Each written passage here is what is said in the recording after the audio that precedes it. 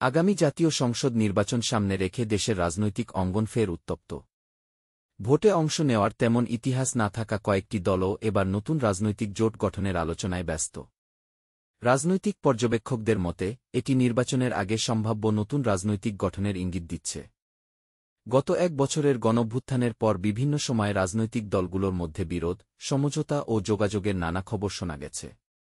এরই ধারাবাহিকতায় জুলাইয়ের অভ্যুত্থানের পরে নতুন দল এনসিপিকে ঘিরে অন্য রাজনৈতিক শক্তিগুলোকেও নানা হিসাব নিকাশে নামতে দেখা যায়।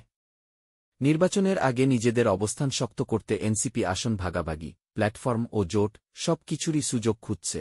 সম্প্রতি এনসিপি এবং গণ অধিকার পরিষদের একীভূত হওয়ার আলোচনা থেকে শুরু করে বিএনপি ও জামায়াতের সঙ্গেও যোগাযোগের খবরে রাজনীতি আরও সরব হয়। এবার সামনে এসেছে আরও বড় ছবি, রাষ্ট্র সংস্কার আন্দোলন, AB party, United Peoples Bangladesh সহ মোট ৯টি দল নতুন একটি রাজনৈতিক জোট গঠনের আলোচনায় বসেছে।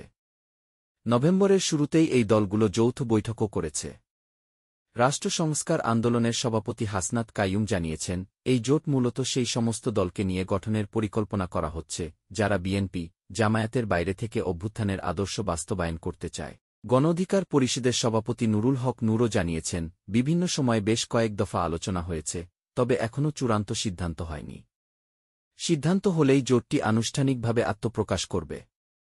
রাজনৈতিক বিশ্লেষকদের মতে, ২.৫ মাসের মাথায় নতুন জোট ভোটের হিসাব বড়ভাবে না বদলালেও রাজনৈতিক অঙ্গনে নতুন চাপ, নতুন সমীকরণের জন্ম দিতে পারে।